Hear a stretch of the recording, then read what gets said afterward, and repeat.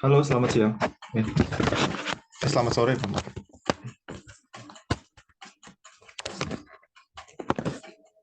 Sip. Oke. Halo, selamat sore. Ini Mbak Astuti. Gimana kabarnya? Baik, Pak. Yang lain gimana nih? Mbak Hanifah, Mas Warjin, boleh bisa on cam?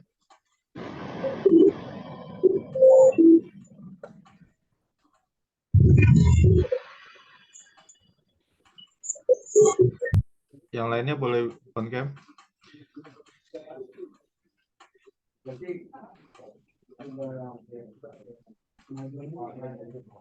Ah,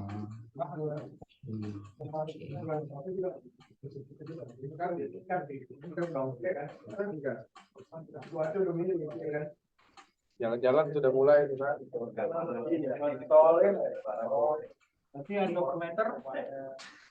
Ini gimana nih? Ini saya mute dulu ya. Mas Hanifah ya. Oke, boleh kita on cam dulu, Mas Triranto, Mbak Mariam, Selamat sore. Mas Indra. Selamat sore semuanya. Selamat sore Mbak Maria. Ya, kemarin ada yang terkait dengan pertanyaan ya. Ada yang ingin menanyakan kepada saya ya. Apa yang ingin ditanyakan kepada saya sebelum kita memulai materi kita hari ini? Tapi alhamdulillah hari ini ada yang on cam loh.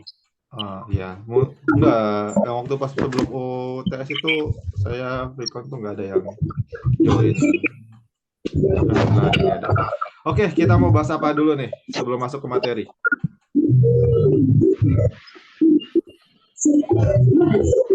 Ada yang ditanyakan terkait dengan materi kita ataupun terkait dengan tugas kita yang kemarin? Tugas, Pak. Tugas ya, oke. Kita bahas terkait dengan tugas. Ini tugasnya belum saya nilai karena ada beberapa yang belum mengumpulkan ya. Jadi kita coba terkait dengan tugas. Tugas ini ya kita buka dulu di share screen. Ya, terlihat tidak ya? Terlihat, Pak. Oke. Ini ada suara apa ya? Nah. Oke. Mana sini? Oke, ini tugasnya. Tugas ini dibuat tugas terstruktur oleh Bapak Wahyu. Nah. Oke. Kita dulu masih loading.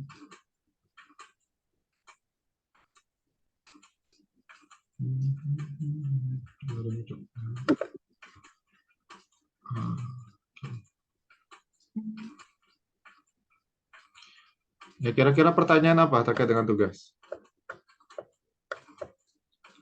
Ini ya, Bapak selaku kaprodi kalian. Nah, di sini ya. Petunjuknya di sini ada terkait dengan titel atau petunjuk.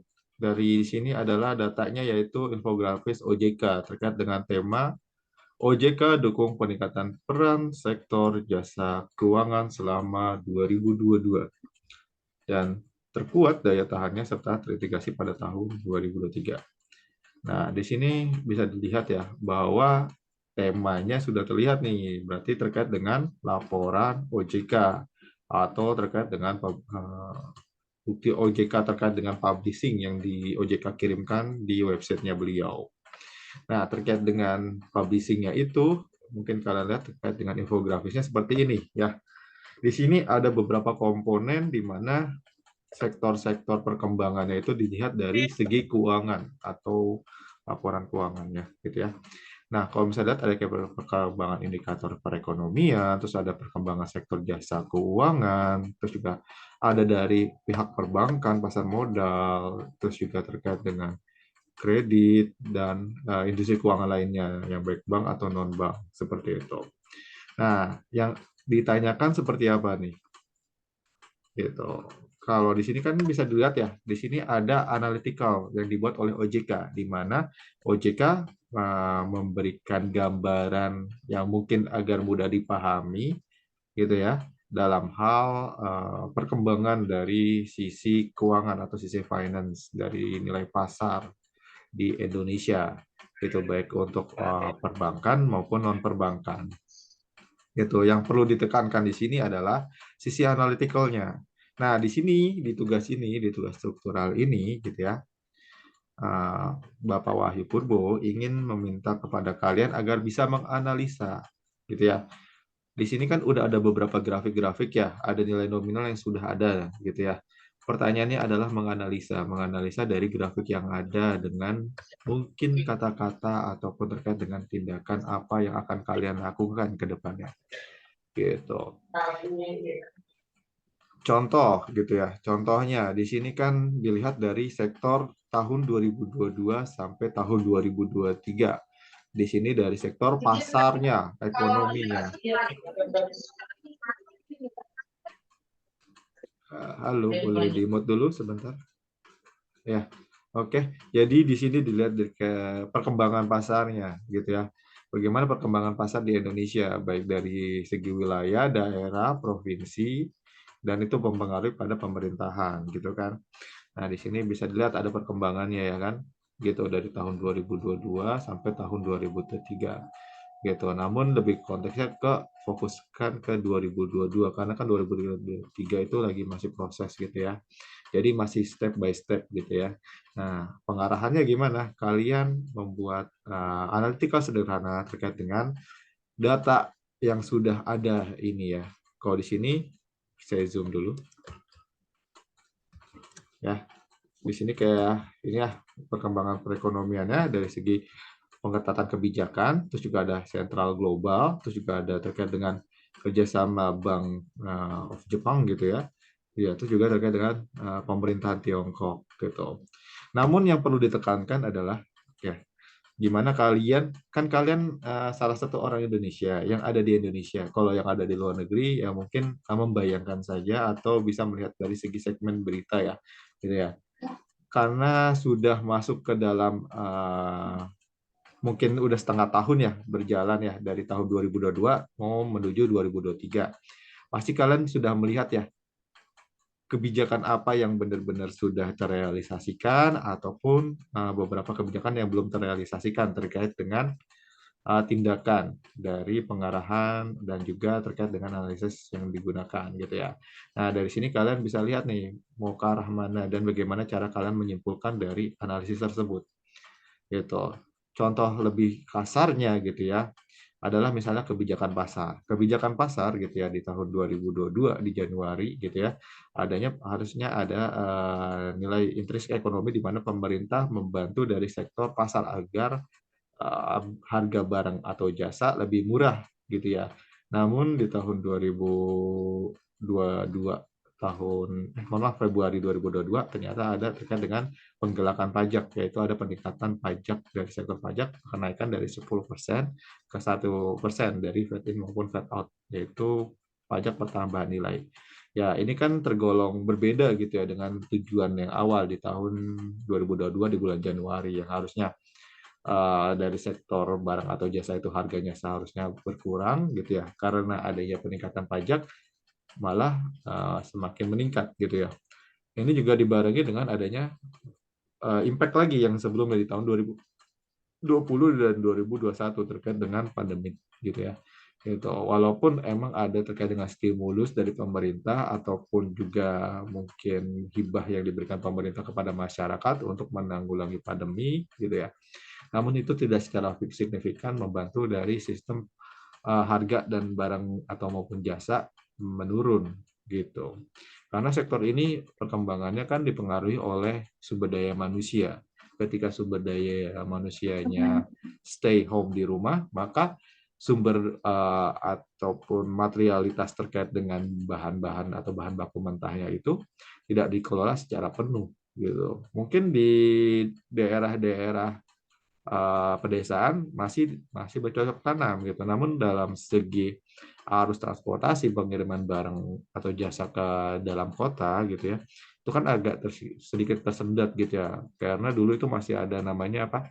Butuh namanya surat vaksin, surat sehat dan segala macam. Nah, itu juga ada terkait dengan indikator lain karena adanya pembatasan wilayah, pembatasan terkait dengan jam kerja, pembatasan terkait dengan ruang lingkup masyarakat di dalam suatu daerah, itu juga mempengaruhi seperti itu. Jadi lebih ke arah condong bagaimana kalian menganalisisnya secara universal, secara lebar gitu. Kurang lebih seperti itu. Kira-kira ada pertanyaan lagi nggak terkait dengan tugasnya? Ada pertanyaan?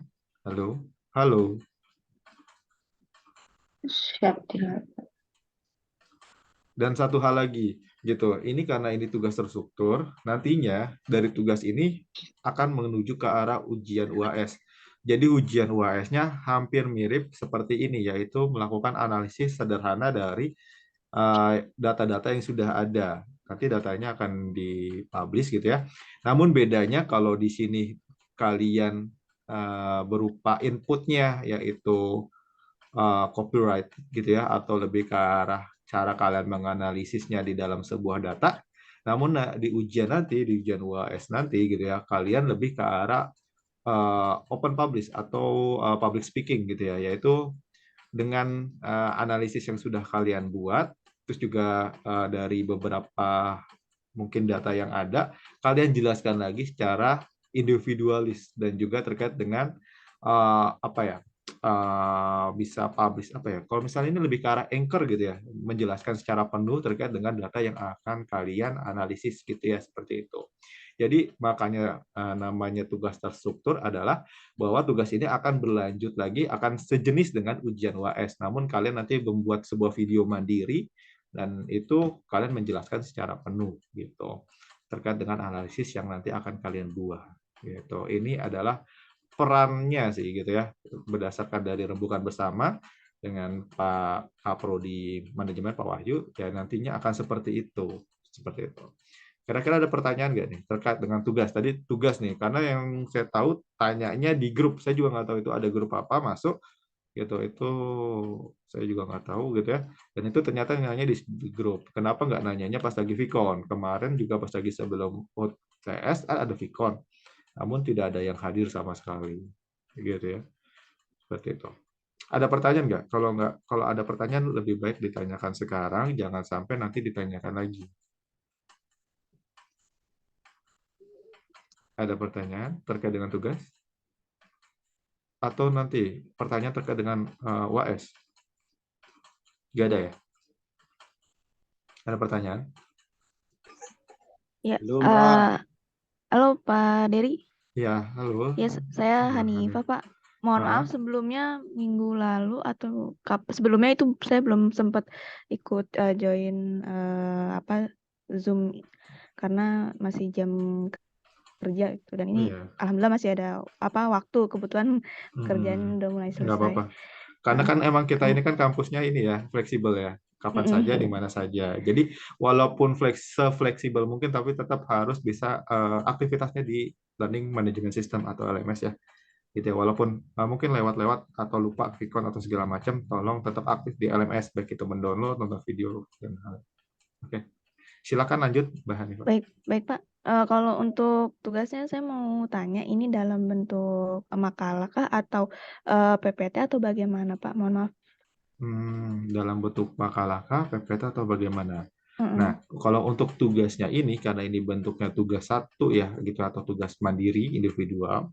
Nah, di sini diarahkan ke dalam bentuk yang berupa bentuknya seperti makalah. Contoh terkait dengan adanya latar belakang, terus juga permasalahan yang ada, Mm-mm. terus juga tujuannya gitu ya. Di bab satunya tuh dilihat di penjelasan dan segala macamnya. Karena di sini proporsinya adalah laporan keuangan OJK yang sudah benar-benar dianalisis ya tahun 2022 sampai mau menuju 2023, walaupun ini belum penuh ya sampai 2023. Nah, kalian bisa ngeliat di perkembangan zamannya gitu ya, baik diarahkan kemana maupun dengan kalau misalnya kalian yang sering, kalau misalnya kalian pengusaha atau perusahaan biasanya akan melihat nih perkembangannya gitu ya, karena kan mempengaruhi sektor-sektor yang mungkin ada di pekerjaan kalian. Bisa itu meningkatkan perusahaan kah ataupun menurunkan perusahaan. Contoh gini ya, saya di perusahaan pendidikan. Saya ngelihat dari sektor keuangan ini emang berdampak signifikan positif karena kan pendidikan itu adalah jasa gitu ya. Di kedepannya gitu ya, mungkin ada pertumbuhan yang signifikan, namun ada beberapa yang mungkin tentatif. Kenapa saya bilang tentatif? Ya kemarin udah tahu ya ada kampus-kampus yang sama di bidang pendidikan, namun sudah pada ditarik ya gitu ya izinnya karena mahasiswanya berkurang atau tidak ada mahasiswa sama sekali. Ya di situ juga salah satu problematika yang saya di perusahaan yang saya lakukan atau saya di dalamnya itu ada namanya problem yang tentatif yang tidak bisa saya sebutkan gitu ya. Nah itu masuk juga tuh saya masukkan ke dalam makalah ataupun terkait dengan analisis yang saya tambahkan di dalam PowerPoint ini gitu ya. Jadi walaupun perkembangan keuangan dari sektor perbankan maupun non perbankannya itu maju pesat, namun dari sektor pendidikannya ya justru malah berkurang gitu ya. Karena dan juga ada juga terkait dengan emosionalitas terkait dengan sumber daya manusia gitu ya. Kalau dulu gitu ya, sumber daya manusia digenjot untuk meningkatkan pendidikan, dalam hal ini intelektualnya diperkembangkan. Walaupun secara signifikan itu juga mendorong bahwa sumber daya manusia itu untuk dilarang ya secara tidak sengaja dilarang dalam hal pernikahan dalam usia dini gitu ya. Namun kita tahu sendiri di berita-berita sekarang bahkan SMP, SMA pun malah ingin melakukan perkawinan gitu ya seperti itu atau pernikahan. Nah itu juga menjadi sektor yang salah satu dimasukkan ke dalam problematika atau risiko yang mungkin yang saya terjun langsung di lapangannya itu di dunia pendidikan gitu dalam segi sektor perbankan dan keuangannya gitu. Ini kan mempengaruhi dari sektor itunya seperti itu. Nah kalau misalnya kalian ada di perusahaan contoh perusahaan manufacturing ataupun perusahaan food and beverage atau perusahaan insurance malah lebih berdampak. Apalagi insurance itu kan masih ada pengaruhnya terkait dengan perbankan gitu ya. Apalagi yang berhubungan dengan syariah, terus juga terkait dengan nasabah, peserta. Nah itu pasti berdampak banget gitu. Karena saya pernah di perusahaan ya, asuransi, nah itu emang pastinya bekerja sama dengan perbankan-perbankan gitu ya, baik perbankan syariah dan perbankan-perbankan konvensional seperti itu. Kurang lebih seperti itu Mbak Hanafiyah ya. Ya, begitu ya. Hanifah. Oh, Hanifah, Mama. Ya. Aduh, Mama. Oke. Ya, oke. Seperti itu. Jadi, untuk analisisnya tergantung dari bagaimana cara kalian menyampaikan di dalam sebuah proposal makalah gitu ya. Nanti ke depannya bukan di dalam proposal lagi. Kalian disarankan untuk bisa open publish gitu ya terkait dengan ini, yaitu bisa sebagai seorang analytical namun bisa menjelaskan di video secara mandiri gitu. Ataupun bisa dibilang kayak saya bilang kayak anchor ya, kayak orang yang menjelaskan berita seperti itu. Nah, di ujian nanti di ujian, tapi udah dikasih tahu ya bahwa kalau ujian di Unsia ini baik itu yang kayak kemarin ya, baik itu tertulis atau lebih karena nggak tertulis sih, lebih karena digital copyright gitu ya. Ya terus ada juga terkait dengan project, ini termasuk dalam kategori ujian project ya, melakukan video mandiri. Ada juga terkait dengan FGD yaitu ya kalau misalnya dalam hal luring ya itu kayak diskusi bersama atau kelompok gitu ya gitu. Nah itu salah satunya atau mengembangkan sebuah sistem dan hal lain. Jadi tolong diingat-ingat seperti itu. Ya, ada pertanyaan lagi? Baik, baik Pak Dery, terima kasih Iya, infonya. sama-sama Mbak Hanifah. Ada lagi pertanyaan? Iya. Mohon maaf sebelumnya izin off cam, tapi saya ada yang mau saya tanyakan Pak Dery. Iya, boleh. Saya Muhammad Zen Rangkuti.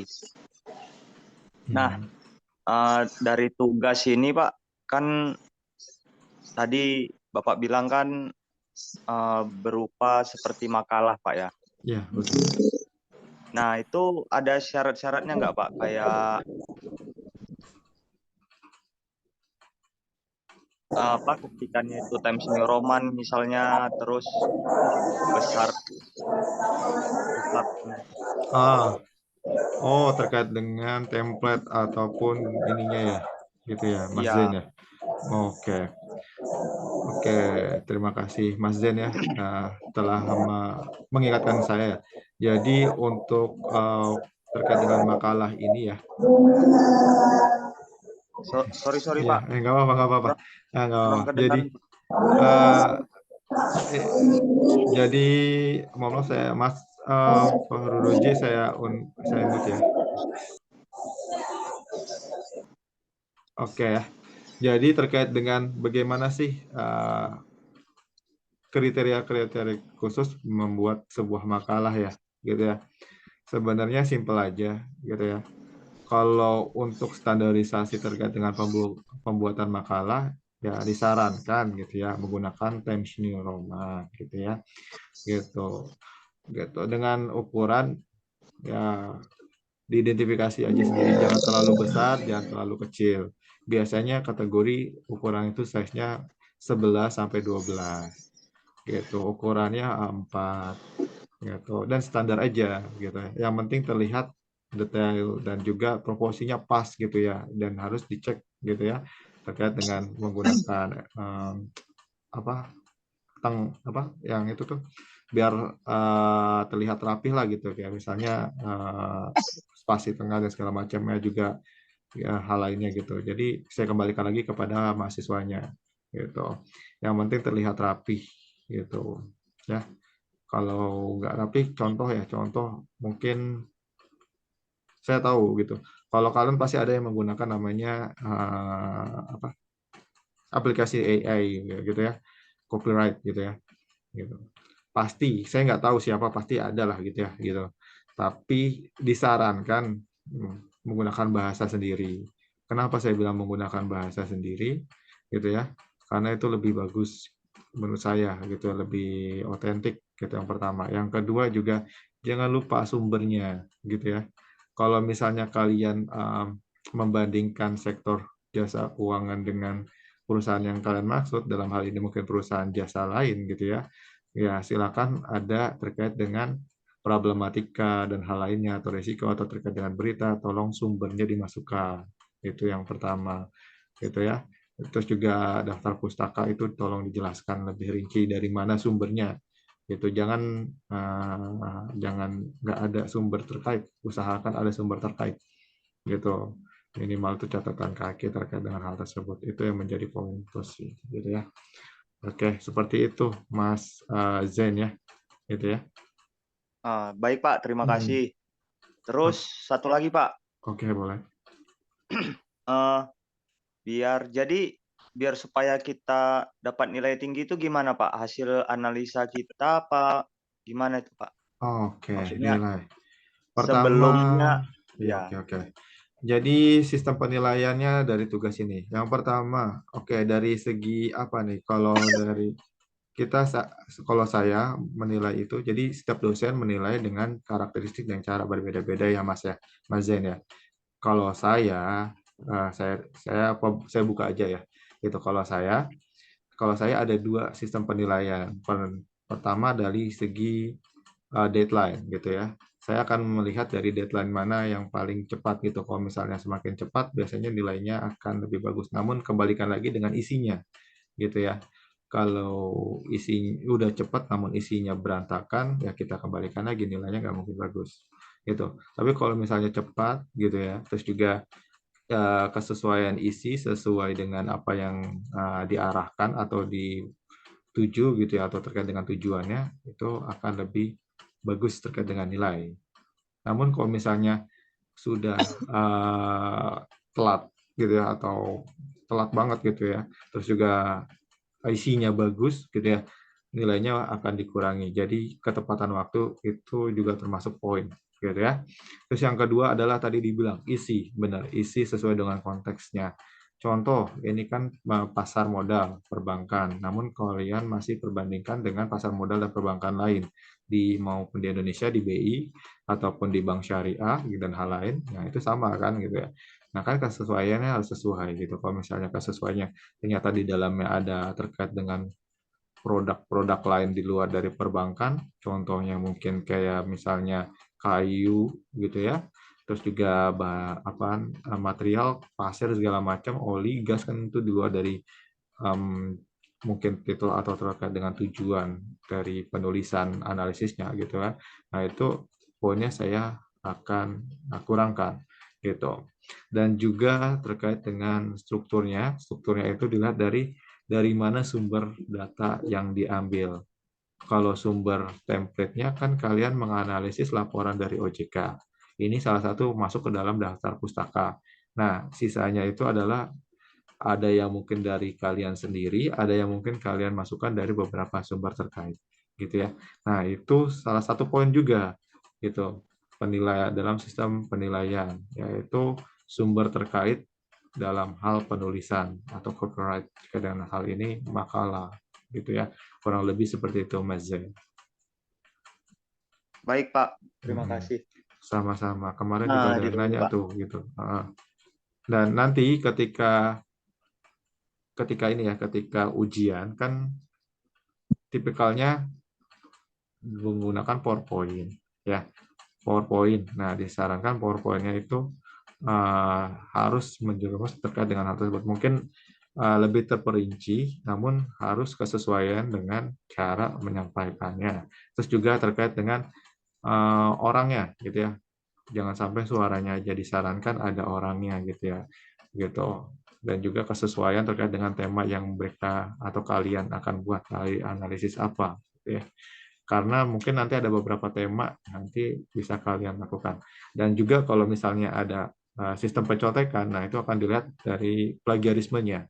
Kalau misalnya kesamaan kecocokan, namun maksudnya kesamaan kecocokan judul, namun isinya berbeda, itu masih dikategorikan wajar. Namun kalau misalnya sama judulnya, terus juga terkait dengan isinya sama, udah pasti itu ada namanya mencontek antara teman satu dengan teman yang lain. Kurang lebih seperti itu, Mas Zain. Ya, jadi sistem penilaiannya seperti itu. Ya, ada pertanyaan lagi? Oke. Oke, ada yang sudah baca terkait dengan sesi ke-6 dengan sesi ke-10. Nah, kalau sesi ke-6 dan sesi ke-10, kalau misalnya kalian lihat, kalian baca, itu ya bisa dilihat ya, udah dilihat belum? Nah, itu dia konteksnya, ya ada yang batuk, mohon maaf ya. Gitu ya. Nah, di sini kita bahas-bahas terkait dengan saham, reksadana, investasi ya, lebih ke arah ke investasinya ya, gitu ya, terkait dengan pasar modal dan segala macamnya. Nah, kira-kira ada nggak dari kalian nih yang punya peran di pasar modal gitu ya, ataupun non pasar modal gitu ya, atau juga ada perlunya lembaga khusus terkait ini. Ya mungkin kalau semuanya mungkin ada yang sudah memiliki bank konvensional atau punya simpanan di bank, namun berinvestasi nggak di bank. Gitu contohnya, menginvestasikan baik itu deposito, terus juga sukuk, atau hal-hal lain yang meningkatkan nilai value, namun resikonya kecil gitu ya. Nah, ini salah satu poin penting yang dimana kalian itu harus seharusnya sih sudah bermain ya gitu ya, atau sudah masuk dan nyemplung langsung ke dalam investasi-investasi yang diberikan oleh perbankan. Walaupun secara signifikan nggak terlalu besar gitu ya, itu karena risikonya kecil. Gitu. Namun kita kembalikan kepada orang-orang yang memiliki sumber dananya, gitu ya. Kalau misalnya sumber dananya tidak ada, ya nggak mau kagak mau ya mungkin hanya melakukan simpan di bank atau simpan pinjam di bank saja gitu ya. Namun proporsinya itu membantu dalam meningkatkan sektor perekonomian walaupun tidak berpengaruh signifikan besar, namun itu membantu dalam perputaran perekonomian di Indonesia gitu ya.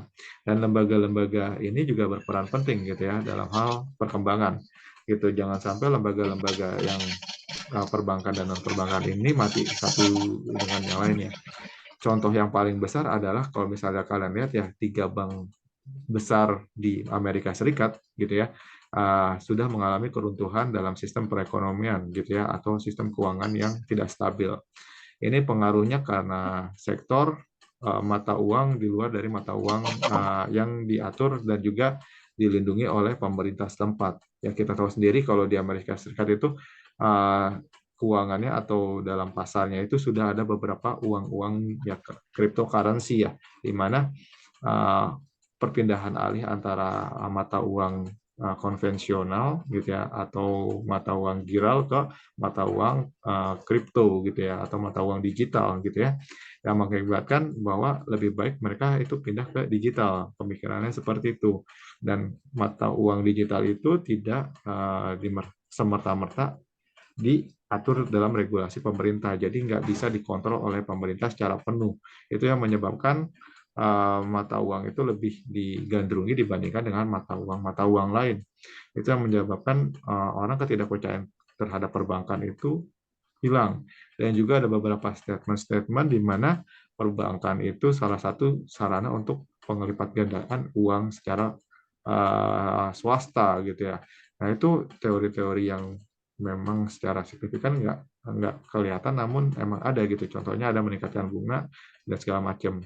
Dengan meningkatkan bunga adanya meningkatkan utang gitu ya. Ketika utang ada maka pemerintah harus bisa menambah lagi jumlah uang beredar gitu kan. Nah itu salah satu statement-statement yang menganggap daripada saya menyimpan di bank konvensional gitu ya, yang diatur pemerintah, namun saya nggak mendapatkan nilai value lebih gitu ya, lebih baik saya di cryptocurrency atau mata uang digital yang mungkin secara signifikan resikonya besar gitu ya, namun uang yang saya dapat juga cukup lumayan lebih besar gitu ya.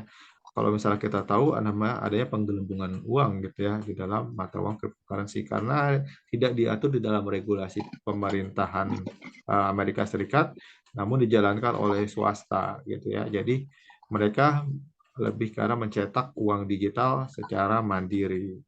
Nah, ketika mata uang swasta dicetak secara mandiri, maka tidak ada peran kontrol dari pemerintah. Itu yang menyebabkan 3 perusahaan atau 3 bank di Amerika Serikat itu runtuh secara bersamaan di tahun 2022 kemarin ya, mau menuju 2023 gitu ya.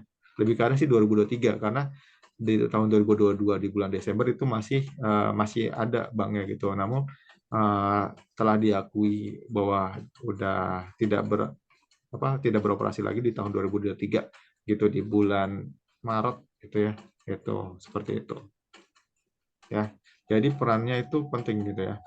Nah, karena di sini peran kontrol dari mata uang, karena pemerintah mencetak mata uang sebagai sarana untuk transaksi jual beli kan, dan pemerintah punya hak untuk menjaga stabilitas peredaran uang, baik itu peredaran uang kartal, uang giral, dan uang digital. Gitu. Kalau misalnya tidak bisa dikontrol dalam hal ini peredaran uangnya diatur oleh swasta, pemerintah nggak punya kendali penuh gitu ya. Dan kalau misalnya swasta yang memiliki fungsi sebagai penerbitan uang, mereka bisa seenaknya untuk bisa menerbitkan uang atau mencetak uang secara penuh ya atau ganda gitu ya. Jadi peran kontrol pemerintah masuk ke dalam hal itu. Walaupun sebenarnya di dalam laporan keuangan BI gitu ya ada namanya M1, M2, M3 gitu ya. M3 itu masuk ke dalam mata uang digital gitu ya. Dulu sebenarnya juga ada digital gitu ya. Kayak ATM itu sebenarnya kalian sudah masuk ke dalam mata uang digital, namun kalian tidak sadari gitu ya. Ketika ada mata uang digital yang dibuat swasta baru kalian menyadari kalau ada namanya mata uang digital. Seperti itu. Itu konteksnya adalah peran kontrol lagi. Saya kembalikan lagi kepada pemerintahan. Apakah dia mampu mengkontrol dari segi peredaran uang. Kalau misalnya peredaran uang itu tidak dikontrol, maka mohon maaf, mau tidak mau akan runtuh satu persatu. Seperti itu. Ya, gitu. Oke, kita lanjutkan di berikutnya slide-nya. Nah, ini kayak misalnya peran dari lembaga keuangan bank, yaitu membantu dunia usaha dan meningkatkan produktivitas barang jasa, meningkatkan industri barang, mendorong terbukanya lapangan kerja. Ya, jadi emang dalam konteksnya ini, setelah uang atau peredaran uang itu ada, maka peran perekonomian itu akan terus jalan gitu. Adanya tingkat jual beli di masyarakat. Karena secara tidak sadar gitu ya, kalau misalnya kalian tahu ya, gitu ya, uang itu lebih ke arah seperti surat utang, gitu kan. Kalau dulu gitu ya, dalam transaksi barter, mereka memiliki nilai komposisi yang sama dengan misalnya contoh ikan 3 ikan dengan 1 ayam gitu ya, gitu. Ketika emang ada kesepakatan satu dengan yang lainnya, gitu ya, maka bisa dihasilkan perubahan atau perpindahan barang atau jasa tersebut ya, gitu. Dan itu ada benar-benar wujudnya gitu ya, dan itu bisa diolah gitu ya. Namun di sini ditukarkan dengan uang kertas yang dulu mungkin kertas itu nggak ada nilai intrinsik gitu ya. Sekarang ada nilai intrinsik dengan adanya regulasinya gitu ya, di mana pemerintah menganggap bahwa nah, uang itu adalah salah satu transaksi ya, bahan transaksi pengganti dari barang atau jasa gitu ya, karena diatur dalam regulasi setiap negara gitu. Dan salah satu hal yang perlu ditekankan bahwa negara harus membuat namanya uang kartal tersebut dan uang giral gitu ya sebagai sarana transaksi di masyarakat gitu ya, untuk meningkatkan tingkat kepercayaan dan juga dalam hal ini untuk menjaga stabilitas sistem transaksi jual beli di masyarakat gitu. Mungkin kalian juga tahu kalau misalnya kalian menyobek gitu ya atau membuat video pendek terkait dengan menyobek uang kertas aja, itu aja kan beresiko tinggi gitu ya, bahkan bisa dikenakan pidana karena uang itu sebagai salah satu simbol kepemilikan suatu negara terkait dengan barang atau jasa yang bisa ditukarkan atau di dalam hal ini transaksi diperjualbelikan seperti itu. Jadi peran penting dari kontrolnya itu sangat besar bagi pemerintah. Namun tidak secara signifikan kalian kena gitu ya, begitu seperti itu. Ya. Nah, ini karena hal itu juga mendorong pertumbuhan dari segi sumber daya manusianya. Sumber daya manusianya dikontrol dari segi sandang pangan papan ya. Ya, kalau sandang pangan papan perlu adanya jual beli gitu ya, atau butuhnya kebutuhan. Kalau kebutuhannya harus dipenuhi, ya harusnya harus bisa bekerja dulu, bekerja mendapatkan penghasilan berupa uang kartal dan uang giral, baru bisa ditukarkan dengan kebutuhan pokok tersebut. Nah, karena sistem konsumsivitas masyarakat seperti itu yang menjadikan bahwa uang itu salah satu sebagai simbol negara, ya, di mana harus dipegang teguh gitu. Bahkan di tahun 2021 pernah ada skandal di mana uang itu pengen digantikan dengan emas gitu ya. Gitu karena dalam konteks beberapa penelitian menyebutkan bahwa emas salah satu instrumen keuangan di luar uang kartal dan uang giral gitu ya, yang nilai intrinsiknya nggak bisa berubah terkait dengan materialitas sebuah nominal uang tersebut. Ya itu sebenarnya cukup bagus ya, karena dulu juga kita di era-era zaman-zaman dahulu ya, zaman Majapahit, terus zaman Kutai, Kartanegara, terus juga zaman pokoknya zaman-zaman sultan-sultan tersebut berdiri, kita menggunakan emas, perak, dan perunggu sebagai salah satu pengganti dari barter tersebut terhadap barang atau jasa gitu ya kan. Namun itu kita kembalikan lagi gitu ya, sistem negara seperti apa, karena sistem negara adalah ingin menggantikan hal tersebut ya, karena emas itu cukup langka kan gitu kan. Sekarang mungkin regulasi terkait dengan emas diperketat gitu kan, dan itu juga akan mempengaruhi dampak lingkungan sekitar. Ketika ada penambangan emas dan segala macam, pasti ada namanya penyemaran dari limbah atau industri tersebut. Ini yang menjadi lebih baik digantikan saja dengan uang kertas atau surat utang ya, lebih ke arah surat uang. Kertas itu uang itu sebagai surat utang aja, namun memiliki nilai intriksi dan nominal masing-masing seperti itu. Ya. Nah, lanjutnya di sini di slide berikutnya terkait dengan perusahaan asuransi. Ya. Nah, kalau perusahaan asuransi udah pasti ya memberikan jasa terkait dengan pengumpulan atas risiko atau kerugian dari kehilangan manfaat, tanggung jawab, hukum, dan pihak karena peristiwa ketidakpastian gitu. Dan ngomong-ngomong dari perusahaan asuransi, di sini ada yang kerja di perusahaan asuransi nggak? Ada yang kerja di perusahaan asuransi? Halo? Nggak ada ya? Ada atau ada? Nggak ada, Kak. Nggak ada ya? Dan Hah? Siapa? Nggak ada kayaknya. Oh, nggak ada kayaknya. Oke, nggak apa-apa. Iya, Pak. Oh, ada Mas Syam ya? Enggak, saya enggak, Pak. Oh, enggak. Sebenarnya Iya. gini. Sebenarnya saya Saya dulu pernah kerja di perusahaan asuransi. Saya kira ada gitu ya mahasiswa di sini yang dulu pernah kerja di perusahaan asuransi. Sebenarnya perusahaan asuransi ini salah satu perusahaan di mana untuk dapat meminimalisir resiko dari setiap kegiatan perusahaan-perusahaan lain, gitu ya.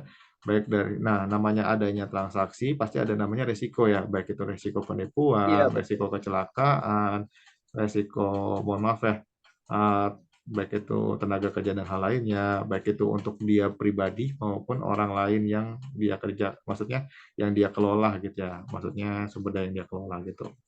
Nah, ini sebenarnya salah satu poin tambahan di mana eh, perusahaan-perusahaan itu punya peran penting. Bahkan ya bukan hanya orang pribadi, barang pun juga diasuransikan gitu ya, gitu. Nah, asuransikan kayak misalnya mobil, terus juga kapal dan hal lainnya itu juga diasuransikan. Bahkan ada hal-hal lain yang diasuransikan di luar dari orang pribadinya sendiri terkait dengan kecelakaan kerja ataupun juga terkait dengan hal lain kecacatan dan segala macamnya. Contohnya, mohon maaf ya, di luar negeri ada yang mengasuransikan bibirnya, ada yang mengasuransikan kakinya karena apa? Contohnya bibir itu dan kakinya itu memiliki aset penting karena bibirnya dulunya, mohon maaf bukan dulunya, dia itu penyanyi gitu ya. Jadi dia mengasuransikan bibirnya agar kalau misalnya terjadi macam-macam atau ada yang namanya penyanyi pasti resikonya pasti di tenggorokan, nah pokoknya di bagian mulutnya gitu ya. Nah itu diasuransikan, itu termasuk sebagai asetnya dia. Dan ada juga yang tadi ya dia bilang asuransikan di kakinya. Contohnya pemain bola gitu. Pemain bola kan asetnya di kakinya gitu kan. Kalau misalnya kakinya sudah nggak berfungsi lagi atau kendala, mohon maaf ya. Seringnya tuh biasanya kalau pemain bola tuh cedera, patah tulang, apa tuh sendinya geser dan segala macamnya gitu kan, itu kan biayanya nggak cukup sedikit gitu ya, makanya diasuransikan gitu. Nah itu salah satu poin-poin di mana sebenarnya asuransi itu memiliki nilai intrinsik ya gitu ya, gitu. Produknya apa sih ya gitu ya. Nah ini dia yang ditanyakan dari beberapa orang, produknya apa? Dia memberikan jaminan risiko keamanan kepada nasabah gitu. Karena adanya jaminan perlu adanya timbal balik atau timbal hasil gitu ya. Ya tetap ya masyarakat harus memberikan ansuran gitu ya atau tanggung jawab gitu ya dalam asuransi tersebut gitu ya, gitu. Jadinya ada peran pengendali. Nah di sini asuransi ini, semua asuransi di Indonesia ini sudah terkontrol dan sudah juga terotorisasi oleh otorisasi jasa keuangan. Jadi sudah aman lah. Ada nggak Pak asuransi? Mungkin ada beberapa asuransi bandel ya gitu ya yang belum tersertifikasi OJK gitu ya, belum, itu lebih baik jangan ya. Karena kenapa? Kalau misalnya nggak tersertifikasi, ketika ada masalah atau apa-apa itu akan lebih sulit gitu ya. Karena kan yang diminta hal ini kan dari nasabah atau peserta dari asuransi itu adalah premi gitu ya. Preminya ini yang menjadi konteksnya ketika ada problem gitu ya, itu bisa diambil ataupun kalau misalnya tidak digunakan pun, nah ini masih dapat premi yang nantinya bisa ditarik seperti itu. Gitu. Nah, ke depannya gimana sih Pak? Ke depannya ya ini termasuk jasa yang sangat signifikan. Kira-kira kalau misalnya kalian lihat di sini ya, bahan baku atau bahan mentah dari asuransi ini apa? Apakah barang kah ataukah jasa kah? Kalau kalian lihat, Jasa, Pak. jasa. Ya, jadi jasa. Ya, di sini dibilang makanya dimasuk ke dalam perusahaan-perusahaan memberikan jasa. Kalau boleh tahu di sini poin utama dalam hal ini apa gitu ya. Kalau misalnya kalau e-commerce kita tahu ya kalau misalnya yang dipentingkan adalah kepercayaan. Kalau misalnya asuransi yang dipentingkan adalah apa?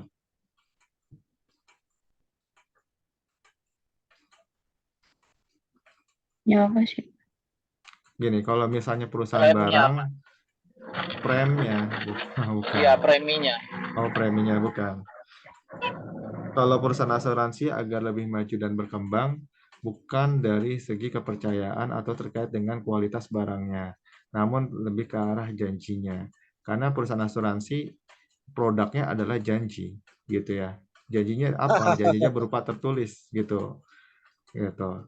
Makanya dalam asuransi kalian pasti diberikan namanya surat terkait dengan janji terkait dengan premi dan segala macamnya. Nah, itu adalah salah satu produk yang dimiliki semua asuransi dimanapun juga, gitu ya. kalau misalnya dalam hal janji itu, makanya setiap satu nasabah atau peserta itu pasti berbeda-beda terkait dengan baik itu iurannya dan juga preminya, dan juga risiko yang akan dilakukan atau tangani. Nah, di asuransi sendiri pun ada gitu. Gitu, dan ada juga orang-orang yang bergerak dalam hal ini, baik itu dalam perhitungan dari sistem resikonya, itu bisa dilihat dari orang-orang pegawai staf yang paham terkait dengan notariatan gitu ya, ataupun terkait dengan perhitungannya gitu, terkait dengan resiko. Terus ada juga terkait dengan sistem pengontrolan. Kalau misalnya dari sistem asuransi sendiri, ada orang-orang yang ahli di bidangnya dalam hal mengontrol. Contoh, mengontrol biaya, mengontrol risiko orang pribadi, dan hal lainnya. Itu dikontrol. Gitu. Bahkan dalam hal untuk pencairan premi pun gitu ya, nggak bisa sembarangan dicairkan. Jadi ada peran kontrolnya lagi dari perusahaan.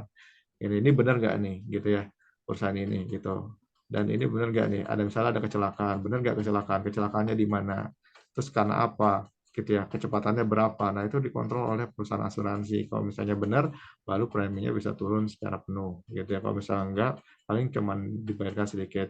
Namun kan dari pihak nasabah itu kan hak saya gitu ya, dan segala macam ya.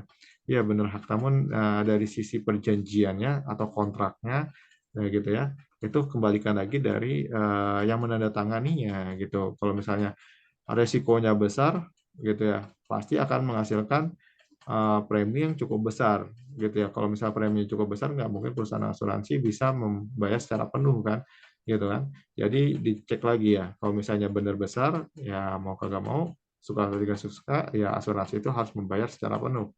Namun kembalikan kepada resikonya. Resikonya kalau misalnya sesuai dengan perjanjian, maka harus dibayarkan penuh. Namun kalau misalnya tidak sesuai dengan perjanjian, asuransi pun boleh atau berhak untuk menahan dari premi tersebut. Seperti itu.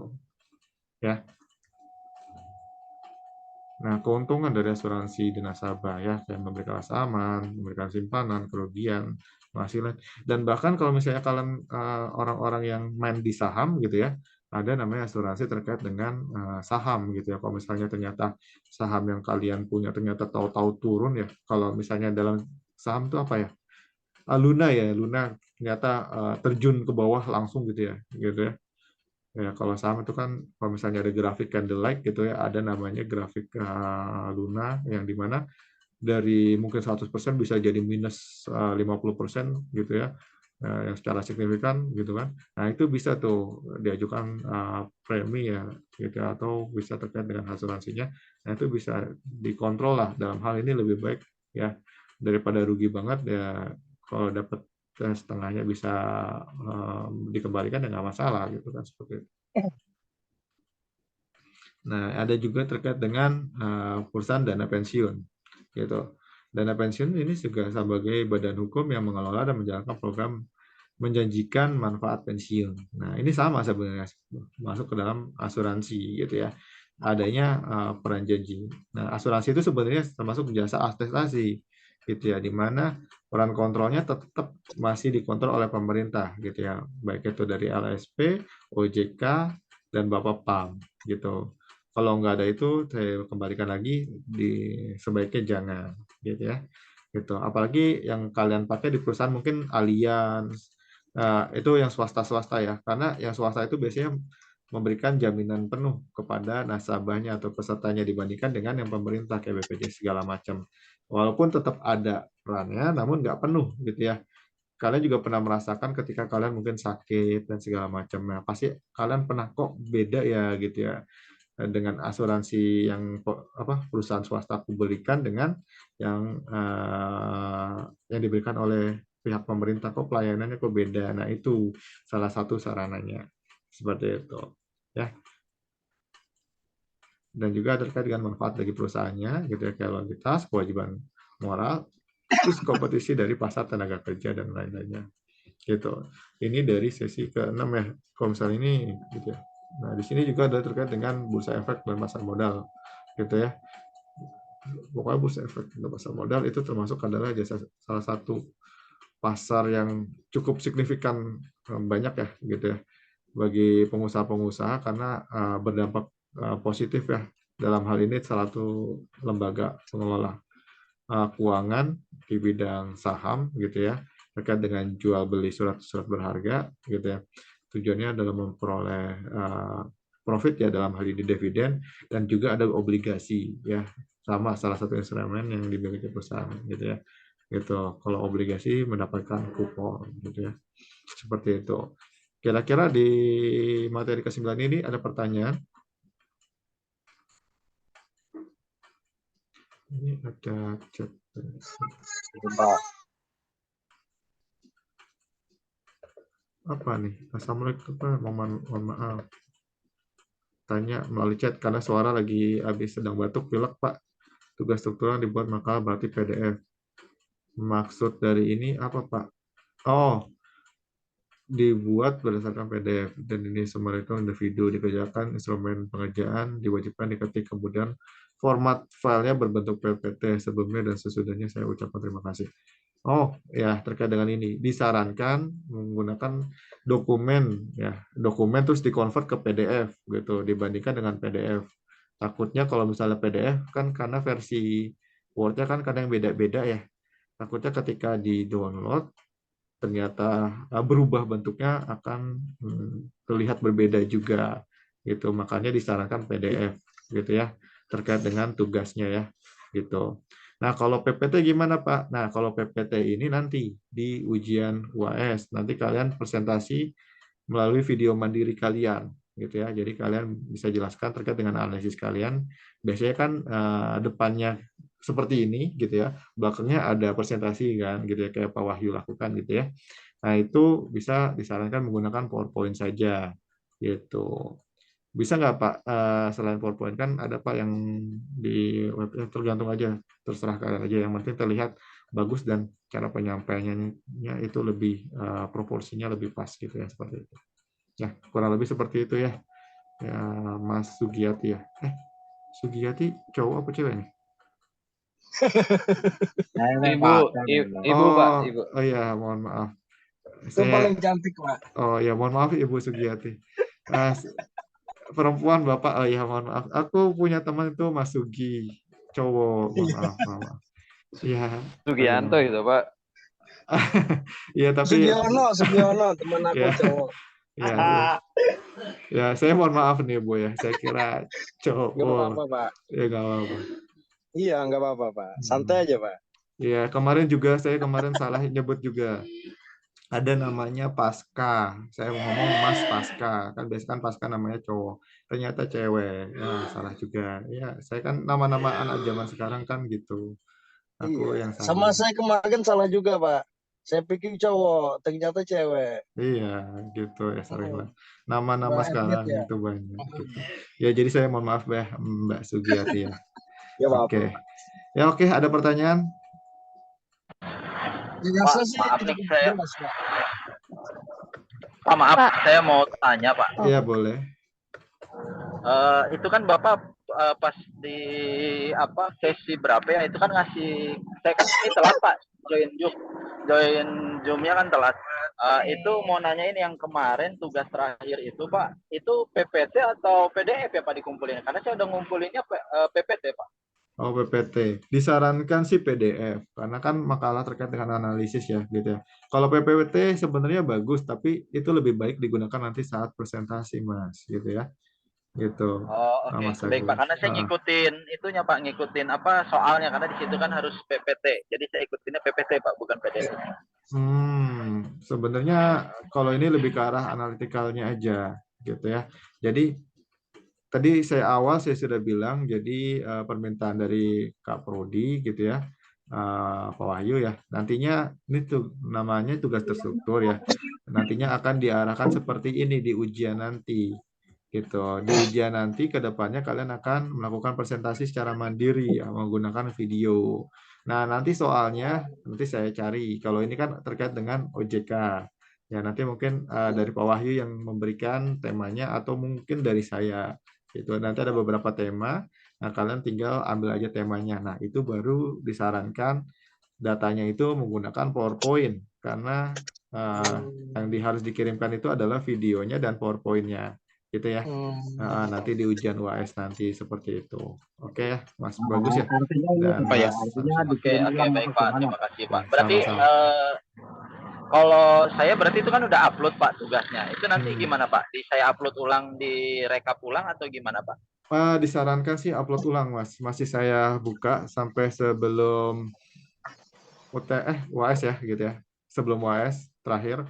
Nah, itu masih saya berikan waktu gitu ya. Disarankan sih upload ulang saja.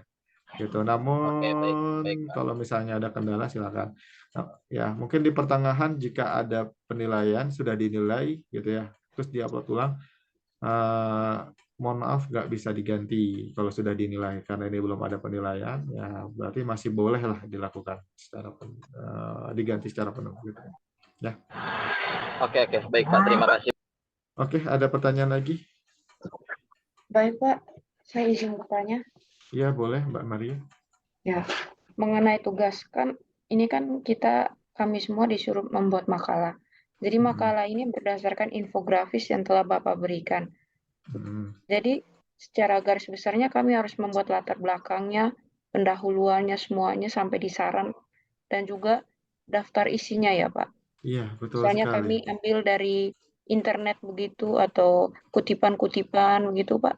Iya, betul sekali. Tapi disarankan ada namanya analisis yang dari kalian sendiri, dari pribadi sendiri, gitu ya. Contohnya ya tadi ya ada beberapa kayak analisis terkait dengan laporan, ya kan? Kayak seperti ini nih, ada namanya September 6.279 T dan di tahun Oktober di 2022 yang sama itu 6.334 T, gitu ya, gitu. Ya, Pak. Nah, kalau misalnya dibandingkan gitu kan ada persentasenya. Nah, itu persentase yang mungkin kalau secara dihitungkan di sini nggak ada gitu ya. Namun kalau misalnya kalian hitungkan gitu ya atau membandingkan dengan bulan sebelumnya, nah itu kan akan menghasilkan sebuah persentase yang berbeda ya antara ada kenaikan atau penurunan gitu.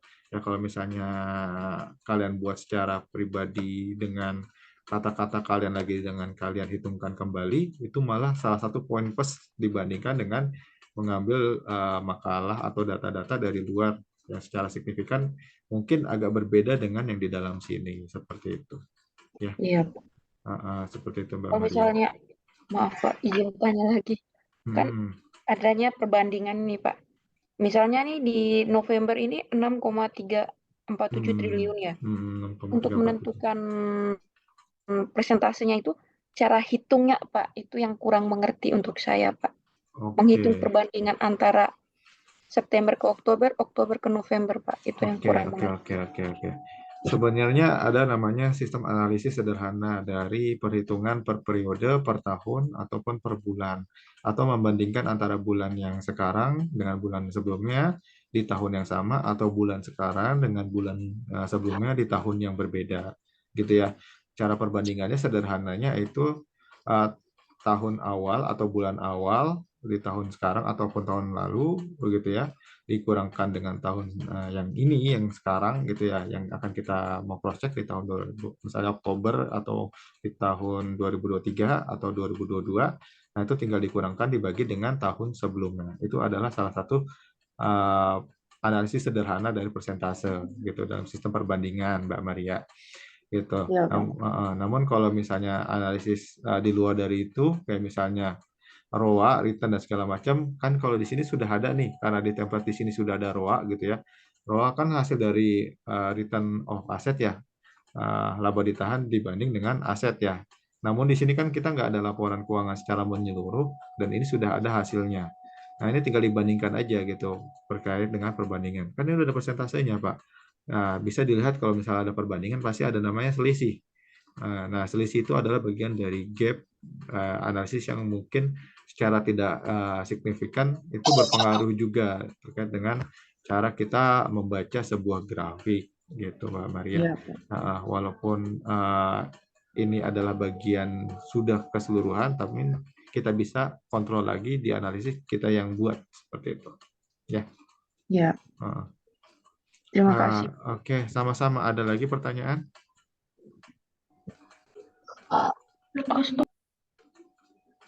Ada lagi pertanyaan?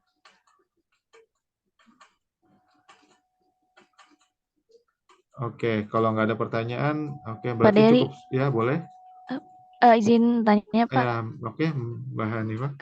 Ya, kebetulan saya lagi nggak tahu, lagi terlintas aja di pikiran saya Ya nggak apa-apa, terkait bagus. saham ya, yang kayak apa namanya bahasanya ya, yang kayak di bridge, apa sih kalau BRI kan bridge tuh ya Pak ya, Oh, bridge ada namanya. akun saham. Nah itu saya penasaran, itu kok ada yang ketika sahamnya turun naik itu kenapa bisa terjadi ya Pak? Ketika sahamnya turun dan sahamnya Heeh, naik. Jadi iya. itu saham itu adanya turun dan naik. Dalam ini adalah setiap kalau dalam saham gitu ya, kenaikan dan penurunan itu hitungan menit bahkan detik ya gitu ya. Iya. Nah, itu kenapa naik dan turun? Oke, saya akan jelaskan sedikit. Kenaikan saham gitu, baik itu ada penurunan atau kenaikan gitu ya, secara menyeluruh itu terkait dengan sektor-sektor apa aja yang dijual belikan di pasar modal tersebut gitu ya. Ketika saham atau surat lembar saham yang ditebarkan bridge itu disukai oleh masyarakat gitu ya, atau di sini perusahaan gitu ya, karena yang membeli bukan hanya masyarakat, perusahaan pun juga membeli, bahkan orang pribadi pun membeli gitu ya, maka itu akan semakin lama semakin meningkat gitu ya. Itu dari, kalau misalnya di saham itu ada namanya teori fundamental sama teori taktis gitu ya. Kalau teori taktis itu yang tadi dibilang adanya faktor-faktor jual beli. Kalau misalnya di forex itu sama tuh, kapan beli kapan jual gitu kan. Nah itu sama dengan analisis candlelight gitu ya, gitu. Nah itu salah satu bagian. Yang kedua adalah dari analisis fundamental, di mana dilihat dari laporan-laporan keuangan gitu ya. Ketika seseorang untuk membeli sebuah saham, dilihat dari laporan keuangannya. Biasanya nggak mungkin mereka membeli itu cuma ngelihat dari nama perusahaannya. Oh, nama perusahaannya Bridge. Nggak mungkin. Ternyata kalau misalnya namanya Bridge, ternyata setiap laporan keuangannya rugi-rugi terus, ya kan lebih baik menjual yang ada kan. Ya, kalau misalnya punya sahamnya lebih baik dijual gitu kan. Nah, itu semakin lama harganya semakin turun gitu. Yang ketiga adanya resiko dari luar atau resiko peran yang tidak dikontrol gitu. Resiko dari luar ini contohnya apa? Peran dari media gitu ya. Media itu salah satu peran untuk bisa menaikkan menurunkan agar seseorang percaya atau tidak terkait dengan saham gitu. Karena kita nggak tahu nih, kita nggak tahu mau ke arah mana perusahaan atau ada pengembangan proyek mana ke depannya. Biasanya kita tahu juga itu dari berita-berita atau media-media ya. Oh, ternyata si Bridge ini ingin bekerja sama dengan perusahaan A, perusahaan B. Ternyata perusahaan B ini menguntungkan, gitu kan. Nah, secara tidak sadar masyarakat dan perusahaan, kenapa kita nggak beli, itu salah satu profit yang mungkin akan bisa meningkat gitu ya. Ternyata ketika dibeli, ternyata perusahaan itu perusahaan yang mungkin bisa membuat Bridge ini rugi loh, hargaku turun gitu ya. Itu salah satu kontrol yang tidak bisa kita kontrol gitu terkait dengan saham. Itu juga salah satu risiko gitu ya, Mbak Hanifah ya. Apalagi kalau misalnya masih ingat terkait dengan game, itu game juga salah satu. Jadi ada namanya peran-peran dari saham itu, baik itu secara laporan keuangannya bagus, tapi terkadang dari segi goodwill-nya atau nama baik perusahaannya itu buruk, itu juga mempengaruhi faktor dari penaikan atau penurunan harga saham, gitu ya. Dan paling penting, dan mohon maaf ya, karena ini saham pasti ada namanya bandar ya. Bandar itu adalah orang-orang yang punya saham penuh di dalam perusahaan tersebut, namun dia kontrol dijual belinya seperti itu. Jadi itu juga pengaruh juga gitu. Kadang bandarnya ini sengaja menjatuhkan harganya, kadang menaikkan harganya gitu kan. Ini juga termasuk peran kontrolnya mereka. Makanya ada namanya saham yang kalian tahu namanya saham gorengan kan. Baru Nah, dengar saya Pak. saham gorengan itu saham-saham perusahaan-perusahaan yang emang jual belinya itu nggak jelas, terus perusahaan apanya nggak jelas. Contohnya adalah kayak perusahaan yang jual belinya terkait dengan ikan arwana gitu, ataupun juga terkait dengan batu-batu batu-batu alam kayak misal batu akik segala macam. Itu ada kok di perusahaan. Ini Bapak boleh ketawa, boleh enggak, silakan aja. Tapi memang kalau misalnya Bapak lihat di perusahaan Go Public, sebenarnya semua perusahaan boleh publish gitu ya, boleh IPO di Bursa Efek Indonesia. Bisa dilihat sendiri di situ ada terkait dengan perusahaan itu dia bergerak di bidang apa, baik itu barang atau jasa. Kalau Iya, barang iya. bisa dilihat dia jual apa gitu, dia jual beli apa di sana. Nah, di situ biasanya yang digoreng-goreng gitu ya adalah perusahaan-perusahaan yang kayak tadi bilang perusahaan jual beli ikan arwana, batu akik, terus ada jual pulsa. Kita nggak tahu ternyata ngomongnya dia internet and provider gitu ya. Dikiranya itu kayak kayak Indosat Uridu Simpati. Ternyata cuma jual beli pulsa doang tuh. Itu banyak tuh perusahaan-perusahaan seperti itu. Iya, Jadi iya, iya. laporan Bahaya keuangan juga itu ya. sebenarnya Agak bisa jeli ya, Pak ya. kenapa? Agak jeli lihatnya ya. Iya, harus jeli. Jadi sebaiknya Oke. kalau misalnya mau beli saham, lihat dulu laporan keuangan per 3 tahun terakhir disarankan gitu ya. Iya. Jadi kenapa seperti itu? Jadi kalian kalau misalnya kalau punya perusahaan, kalian ketika punya keinginan atau punya butuh modal, nah itu kan salah satu sarananya adalah melakukan IPO atau melempar surat utang agar dibeli masyarakat, jadi menambahkan nilai ekuiti modal tersebut gitu kan. Iya, Ketika iya. itu ada, ya mau barang atau jasa apapun, mereka akan menerima gitu. Bahkan yang tadi saya bilang, barang-barang yang dikategorikan ya agak nyeleneh gitu, dan itu di IPO kan gitu ya. Dan mohon maaf ya kalau misalnya kalian tahu Raffi Ahmad dia IPO kan, perusahaannya mau IPO kan, dan yang dia jual apa, barang atau jasa? Barang kan. Barangnya apa produknya? Videonya apa? Video pendek doang cuma 15 menit yang Rans Entertainment. Nah, itu dia produknya cuman video-video 15 menit. Dan itu kan untuk marketing segala macam. Nah, itu salah satu bisa digoreng tuh sebenarnya sahamnya itu ya. Gitu. Dan itu ya itu produknya itu hanya itu doang gitu. Nah, itu sama dengan yang lainnya. Baik ya tadi yang dibilang ikan arowana, batu akik, ada juga terkait dengan kabel doang gitu ya. Namun kalau misalkan lihat jeli terkait dengan laporan keuangan, baru kalian bisa ngelihat kok ada yang ganjil di laporan keuangan ini. Dia kok harusnya gimana, terus terkait dengan perjanjian atau terkait dengan anak usahanya kok begini ya, kok ada keganjilan nih, perusahaan apa ya, ternyata private company. Pas dicek ternyata loh kok private company-nya gudang doang tapi isinya nggak ada gitu. Ternyata itu cuman Rekayasa ya. rekayasa doang. Nah, itu banyak tuh Oh, perusahaan-perusahaan seperti itu. gitu. Iya. Jadi kalian kalau misalnya mau beli saham, ngecek lagi gitu ya. Jangan sampai kalian tertipu gitu. Iya, Malah iya, Pak. yang pengennya untung malah rugi gitu ya. Jadi buntung. Makanya saham dan obligasi salah satu investasi yang memiliki resiko yang sedang gitu. Beda Iya, dengan trading. Trading itu salah satu investasi yang memiliki resiko tinggi gitu, karena nggak bisa dikontrol. Kalau misalnya ini masih bisa dikontrol. Kenapa? Masih ada peran otorisasi jasa keuangan, terus juga ada terkait dengan Bapepam dan hal lainnya. Jadi masih dikontrol gitu. Jadi kalau misalnya kalian ada problem di situ, nah ini pihak-pihak dari pemerintah ini punya kontrol untuk bisa menyehatkan si perusahaannya itu agar bisa memberikan dividen kepada yang pemegang saham. Dalam hal ini bisa masyarakat, orang pribadi, ataupun dari sisi perusahaan gitu. Ya, contohnya gimana? Kayak kasusnya yang sekarang yang lagi kembali munculkan, mungkin yang kalian tahu ya, Bapak siapa? Yang terkait dengan tol, Bapak Hamka. Oh, Ya. iya.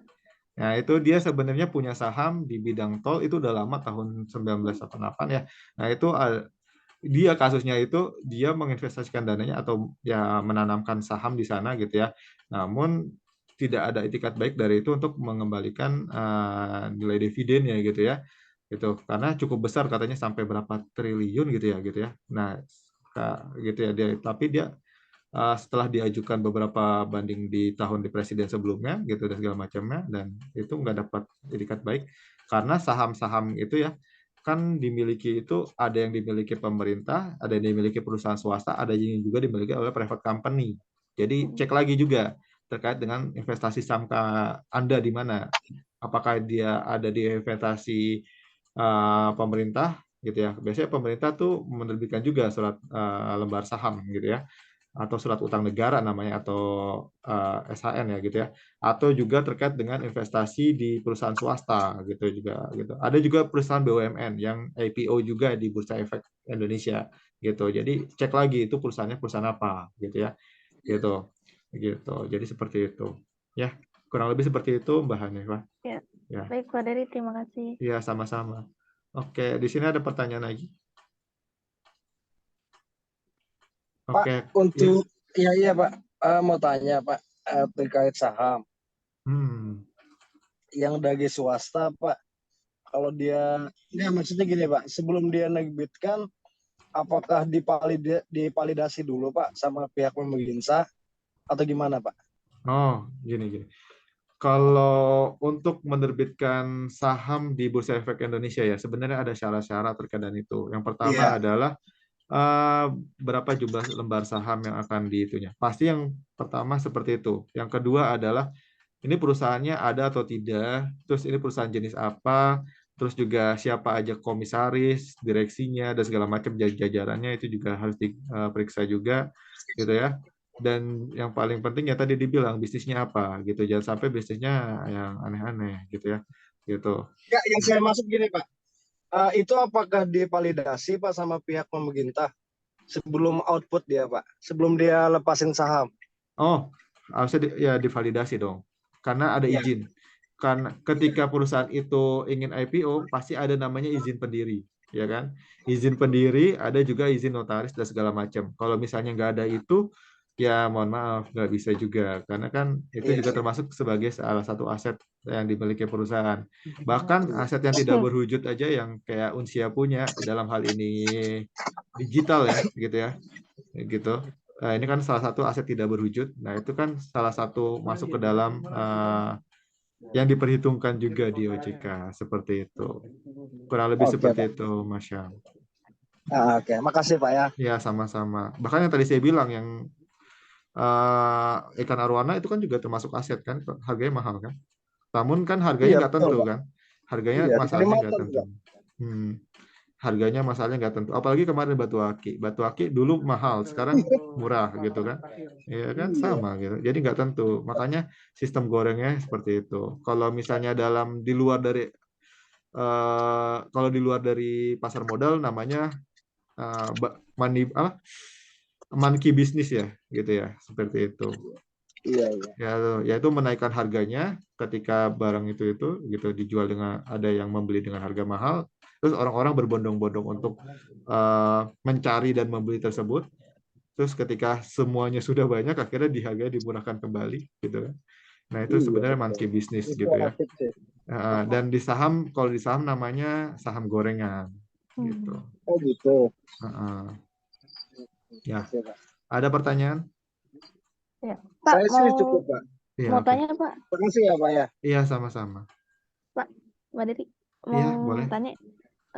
Jadi kalau saham itu bentukannya misalnya satu lembar itu nilainya Rp100 lah gitu ya, misalkan. Nah, Oh, enggak. gimana? Jadi gini, di tahun 2020 satu lembar saham itu 500 lot, gitu ya. 500 Jadi kalau misalnya harga saham itu satu apa? Ya, anggaplah harga sahamnya itu Rp500, berarti per Iya. lotnya itu 500 ya, itu harganya ya kurang lebih sekitar 10 perak ya, gitu ya. Gitu. Namun di sekarang harga satu lot di bursa itu seharga satu lembar saham itu sekarang bukan 500 lot lagi, 200 lot doang gitu. Jadi berkurang gitu. Dan harganya kisaran antara 400-an, 300 juga ada. Namun ya disarankan sih kalian kembalikan lagi, jangan karena harganya murah, namun kalian beli aja. Nah, kalian malah nggak dapat dividen, uangnya malah terus-terus menurun, gitu ya. Karena kan biasanya per bulan atau per tahun tuh ada beberapa perusahaan yang membagikan dividen, gitu. Semakin besar kita menginvestasikan sahamnya, mungkin akan semakin bagus. Contohnya yang mungkin kalau misalnya kalian sering lihat orang-orang marketing di media sosial dulunya, karena mungkin tahun 2016 saya bermain saham gitu. Ya dulu harganya berapa? Dulu dia main saham harganya dia ngambil per lembarnya mungkin 500 gitu ya. Sekarang mungkin harganya bukan udah 500 lagi, mungkin udah 1.500. Hal yang sekecil itu ketika berkembang ke depan semakin lama semakin naik gitu kan. Apalagi ada pengaruh inflasi, kenaikan kebijakan dan segala macam gitu. Dan mereka ya sama aja kayak investasi menyimpan emas di rumah. Dulu harga emas harganya berapa? Sekarang di mungkin udah 5 Iya. tahun ke depan itu harganya semakin mahal. Nah, itu yang menjadi faktor orang-orang yang menginvestasikan itu salah satu sebagian pasar modal itu sebagai sarana investasi seperti itu. Ya karena kan kita biasanya meremehkan hal kecil kan, 100 perak, 200 perak, 50 perak. Iya. Namun kalau di saham itu salah satu penting gitu. Satu saya gitu. Iya. Gitu. Makanya kan orang Lalu nggak mau. Pak, perbedaan gimana Iya. Pak? Gimana perbedaan apa? Perbedaan saham dengan trading tuh apa ya Pak? Kalau perbedaan saham dengan trading, oke ya. Kalau saham itu peran kontrolnya itu yang pasti ya tadi saya bilang adanya OJK, FFM, terus juga SP dan segala macam. Itu masih dikontrol oleh pemerintah, sedangkan trading tidak dikontrol oleh pemerintah. Biasanya yang kontrol adalah pihak swasta, gitu. Dan yang kedua, kalau saham, dia perusahaannya ada nih, barangnya juga ada, dia ngejelasin barangnya apa, jual belinya apa. Kalau trading enggak gitu. Trading kan ada trading emas, ada trading apa ya, hal lain gitu ya, dolar segala macam ya. Dia bermain trading tapi barangnya nggak ada, emasnya nggak ada. Beda dengan saham. Dia menginvestasikan, anggaplah di perusahaan yang jual beli emas gitu ya. Jadi perusahaannya ada, dia memang benar-benar jual beli emas. Itu. Enggak, udah pulang Gitu ya. pagi. Jadi emang perusahaannya perusahaannya jual beli emas, kita menginvestasikan di sana. Emasnya ada nggak? Ada. Yang punya siapa? Perusahaan. Tapi kita menanamkan modalnya sama mereka, diputar lagi, terus dikembalikan dalam bentuk dividen. Sedangkan trading, emasnya ada nggak? Emasnya nggak ada. Tapi kita bermain kita anggap bahwa itu emas itu ada dalam sistem gitu. Itu yang menyebabkan beberapa kemarin tuh agak nyesel itu ya seperti itu gitu ya. Makanya itu trading salah satu investasi yang beresiko cukup tinggi karena nggak ada peran kontrol dari pemerintah. Seperti itu. Baik, Ya, Pak. kurang lebih seperti itu. Baik, paham Pak. Makasih Pak Dery. Iya, sama-sama. Ada yang lain? Pak. Nggak ada ya? Iya. Pak. Oke. Lanjut, Pak. Pak. Lanjut. Apa ya, lanjut apa? Halo. Enggak, maksudnya gini, Pak. Kalau trading itu kok bisa Pak? Dia kan nggak ada produk, Pak. Cuma dia bisa transaksi ya, Pak ya? Secara hukum gimana tuh, Pak? Secara hukum kan, oke, saya menjelaskan secara hukum ya. Oke, makasih Mas Syam. Secara hukum gitu ya. Secara hukum dulu belum ada regulasi terkait dengan trading gitu ya. Gitu, makanya kan terkait dengan pajak trading dan segala macam itu nggak ada ya gitu ya. Dan secara hukum gimana? Secara hukum itu nggak sah juga, banyak terkait dengan munculnya mata uang digital digunakan sebagai trading, emas digunakan sebagai trading gitu ya. Nah, itu beresiko banget gitu. Namun ada beberapa perusahaan yang dari dulu sebenarnya trading itu udah ada dari dulu gitu ya. Namun banyak orang yang nggak tahu emang resikonya cukup besar gitu ya. Bahkan dalam trading itu minimal depositnya ya untuk orang pribadi ya. Beda dengan saham. Saham bahkan 100.000 pun bisa main saham ya. Gitu. Kalau trading itu minimal banget itu 200 juta. Dan resikonya juga cukup besar. Jadi yang dimainin adalah uangnya, gitu ya. Anggaplah trading emas, emasnya nggak ada, yang dimainin adalah sistemnya di dalam itu. Dan uang yang dipakai adalah uang siapa? Uang peserta atau nasabah yang diputar-putar aja di situ. Kayak sistemnya mirip kayak arisan, nah gitu ya. Gitu. Pak, kalau boleh saya berpendapat, Pak. Secara regulasi kan nggak jelas nih, Pak. Apakah beda-beda tipis sama judi, Pak? Nah, ini dia yang beda-beda tipis sama judi dan segala macam ya. Kita balikan kepada hukum syariah ya. Oke, hukum syariah, hukum agama. Oke. Siap. Nggak apa-apa, Pak. Iya, Pak. Jadi gini. Dulu itu dalam sistem transaksi itu masih dikategorikan syah karena kan orang Islam itu nggak mau diberibetkan. Nah, ketika masalah trading ini muncul di masyarakat, gitu ya, karena ini salah satunya mempengaruhi pada masyarakat ya dalam hal ini kepercayaan, maka trading itu dia kategorikan sebagai judi. Kenapa dikategorikan sebagai judi? Oh, gitu. Kalau misalnya kalian main binomo dan segala macam, nah kalian kayak memprediksi kayak lotre aja. Kalian mau tahu nih, gitu ya. Kalau lotre itu kalau misalnya ini kan kalian Ya. yang harus dicari kan nomor kan, gitu kan? Iya, betul. Togel ya, nomor kalian kayak nyari apa ya, nyari hidayah. Kok hidayah sih, namanya judi gak ada hidayah sih, apa sih namanya, petuah sampai mimpi gitu kan, aku mimpi Iya, cewek cari gitu, cari tuah, betul, Pak. gitu kan. Cari tuah dia. Terus akhirnya di apa, diterjemahkan menghasilkan sebuah angka gitu kan. Terus akhirnya ya udah dipakailah angka itu. Sama dengan trading. Trading itu sama kayak memprediksi gitu, atau kira-kira dia di waktu ke sini dijual atau dibeli, itu di sistem kan, jual atau beli atau jual gitu ya. Gitu. Tapi tetap aja yang dipakai adalah uang kita gitu. Dalam berapa menit udah jual atau dibeli gitu. Seperti itu. Sama nggak Pak perlakuannya? Dalam hukum Islam itu masuk ke dalam judi gitu.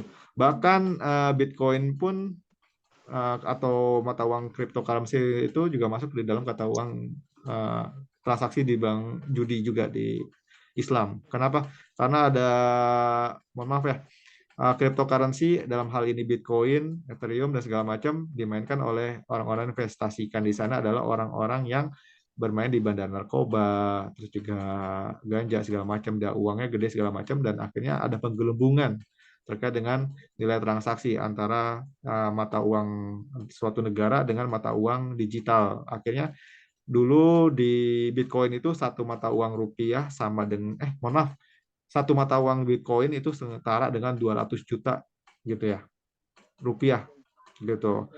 Ya, bayangin tuh. Wah, satu uang Bitcoin doang cuman mata uang digital doang gitu. Dihargai dengan 200 juta gitu kan.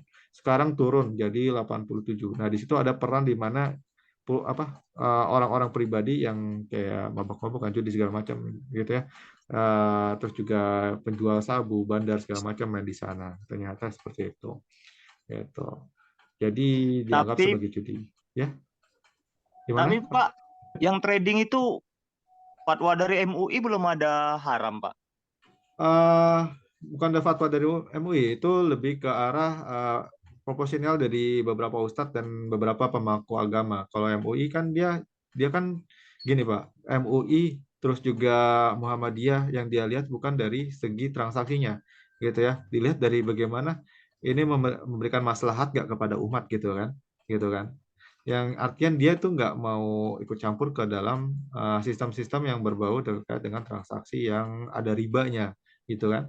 Dan ini kan masuk ke dalam kategori riba, ya Betul, kan? Pak. Ya makanya Setahu mereka saya sih, betul. Saya sih sependapat, Pak. Setahu saya sih MUI dia lebih condong ke produk ya, Pak ya. ah, Yang produk itu tidak mengandung yang haram, dia kasih level mahal gitu. ya. Setahu saya loh, Pak. Dan mohon maaf ya, MUI dan segala macamnya organisasi Islam itu lebih ke arah ke organisasinya sih, gitu ya. Dan mohon maaf kebanyakan seperti itu.